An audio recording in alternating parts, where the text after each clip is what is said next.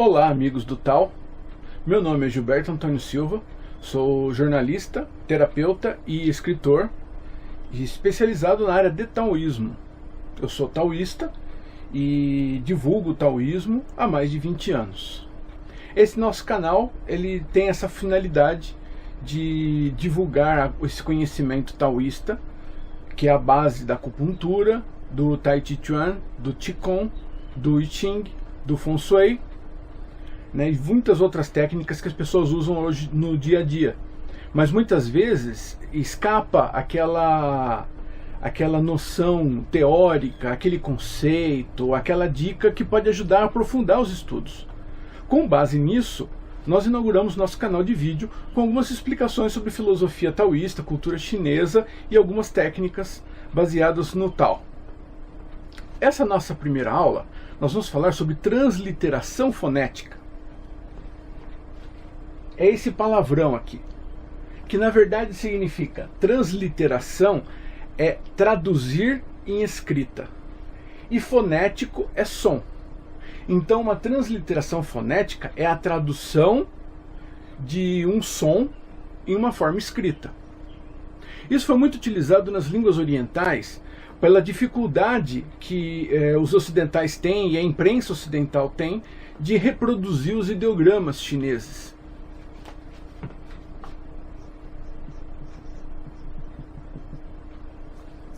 Isso aqui é Qi, que a gente traduz normalmente como energia, né? Mas você não tem como colocar isso aqui na nomenclatura atual.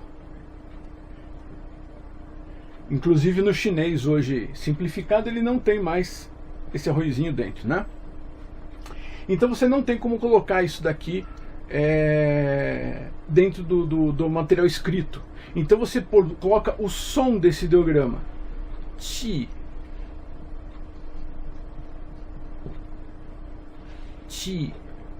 Aí você pode falar sobre o Qi, embora você não tenha acesso a esse profundo conhecimento que é o ideograma. Nós vamos explicar isso numa aula futura, como funciona essa escrita chinesa. Então isso aqui é cheio de significados importantes para nós. Mas na nomenclatura ocidental a gente precisa simplificar, a gente precisa ter acesso a isso. Então a gente usa o som. Então Qi, isso aqui, CHI, é uma transliteração fonética desse ideograma, desse conceito. Tá certo? Vamos dar um outro exemplo mais simples. A vaca faz mu e a gente escreve mu. Isso é uma transliteração fonética. Isso daqui está dizendo o som que o animal produz. Mu. Tá certo? Então nós podemos falar sobre o mugido da vaca porque nós estamos reproduzindo ele de forma escrita. Então vou contar uma história interessante a respeito do mu.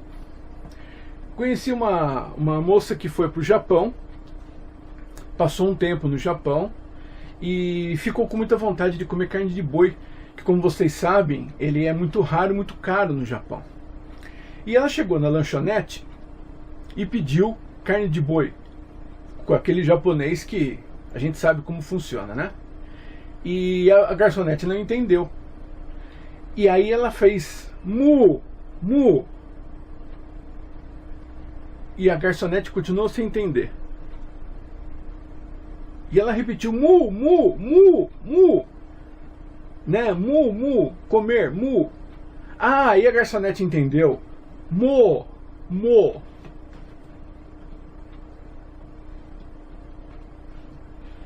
Então, para os japoneses, a vaca não faz mu, ela faz mo.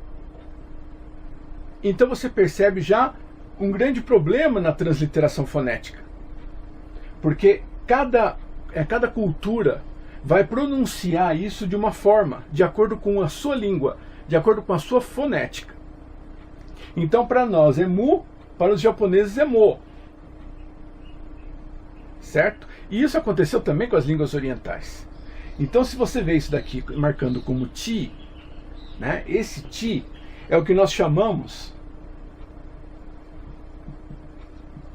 transliteração Wade Gillis. Wade e Gillis foram dois pesquisadores britânicos do século XIX. Então, esse sistema de transliteração fonética, você vai ter isso aqui. Energia.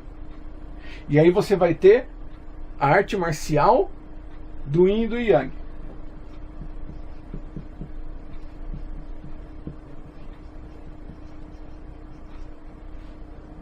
Certo? O livro escrito por Lao Tse.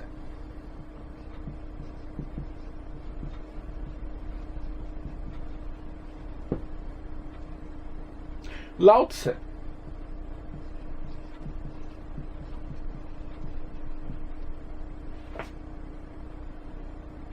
Certo?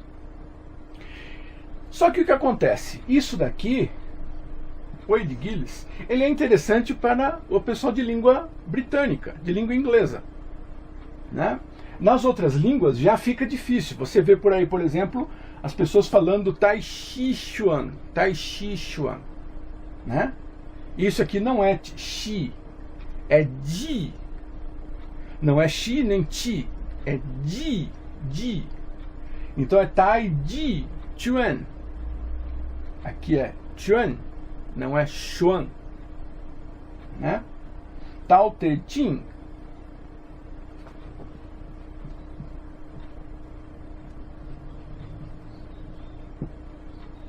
I Xin. Na verdade, I Jin. Jin.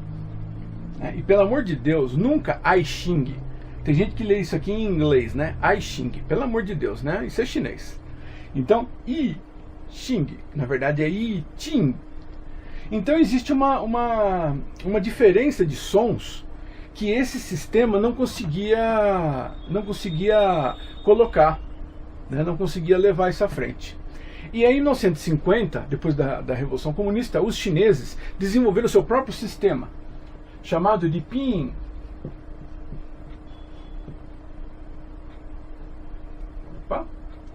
Pinyin. Pinyin significa o som da escrita, que é exatamente isso, a transliteração fonética.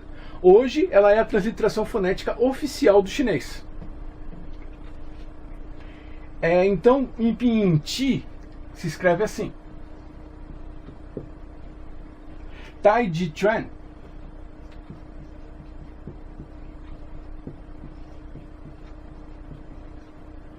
Tao Te Ching.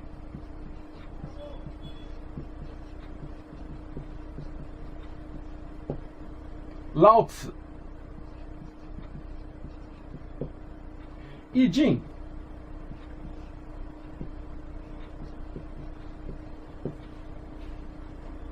De novo. Qi, Tai Ji Chuan, Dao De Jin, Lao Tse, I Jin. Veja que isso é a mesma coisa do que esse de cá, só que num outro modo de transliterar, que hoje é oficial da China. Então, embora grande parte dos livros e do material que nós tenhamos ainda use esse Wade Gillis, que é uma coisa mais antiga, né, que foi muito difundido, hoje já estão sendo utilizados no sistema Pinyin. Certo? Nos meus livros, nas revistas que produzimos, como a revista Medicina Chinesa Brasil, a gente procura usar sempre Pinyin. Pinyin é hoje a norma. Então, essa aula é importante para vocês entenderem isso daqui e vocês perceberem por que às vezes vocês veem escrito assim e às vezes você vê escrito assim. Tá? Então, assim você tem uma pronúncia um pouco melhor. Você vê que o Tai Ji Chuan é Ji. Ji, supremo. Né? Não é Chi de energia. Tem gente que fala que é o punho da grande energia. Está errado. É o punho do cume supremo, ou o punho do último supremo. Tai Ji é um conceito que nós vamos falar numa próxima aula, que é difícil de traduzir, porque ele possui uma série de conotações filosóficas. Mas além disso daqui, você ainda vai encontrar outra coisa.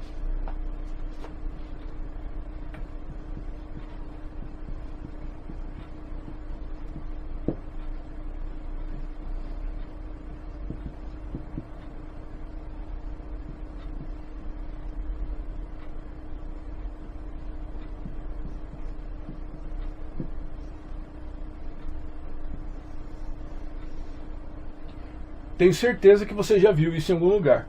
Tao Te Ching, Lao Tzu e King. Esse sistema aqui é um sistema francês. Os franceses foram grandes sinólogos, foram um dos primeiros a trazer as obras da China para o mundo ocidental e principalmente para o mundo acadêmico. Então, muitas vezes você vê ainda a nomenclatura francesa sendo usada. Tá? Embora seja menos comum para nós do que a Wade Giles, esse sistema francês também é bastante utilizado. Então, quando você vê Tao Te Ching, você já sabe que é do sistema francês. Tao Te Ching é Wade Giles e Tao Te Ching é Pinyin. E a pronúncia disso aqui é Jin. Isso aqui. Vocês percebem por que houve essa mudança para a nomenclatura oficial? O som é muito mais próximo. Porque isso daqui, você jamais ia produzir um som de Jin. Não tem como. Né? Então, esse daqui você esquece.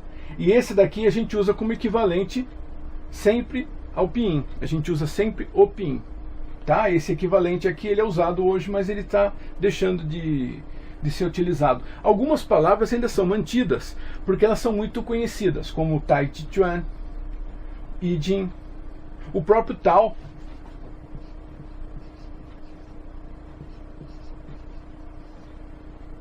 Veja que, na verdade, Tao não é Tao, é Tao, Tao, Tao. É uma pronúncia entre o T e o D. Então, em Wade Giles foi grafado como T e em Pinyin como D. Mas até os chineses, até os escritores chineses utilizam ainda essa nomenclatura, porque ele ficou muito forte, ficou muito popular. Tá certo? Então esse é o motivo de você ver escrito das duas formas diferentes. E sempre que você puder, se habitue, se familiarize e utilize o Pinyin. O Pinyin hoje internacionalmente é o sistema oficial de transliteração fonética do chinês. Tudo bem? Então eu acho que isso é fundamental para você começar qualquer estudo de cultura chinesa, porque se você não souber o porquê que isso aqui está acontecendo, se não souber buscar uma pronúncia mais correta, você vai ter dificuldade depois em encontrar o conceito. Tá certo? Então, assinem nosso canal, mandem um e-mail para nós, visite nosso site taoismo.org, que é o maior portal de taoísmo do mundo em língua portuguesa. Você vai ter muito material bacana, vídeos, textos. E o nosso site também, meu site pessoal, laoshan.com.br, que é o site que vocês vão ter cursos, textos, tem os meus livros lá também, tem um monte de material interessante, inclusive livros para baixar gratuitamente. Certo? Então isso é tudo por hoje e até a próxima aula.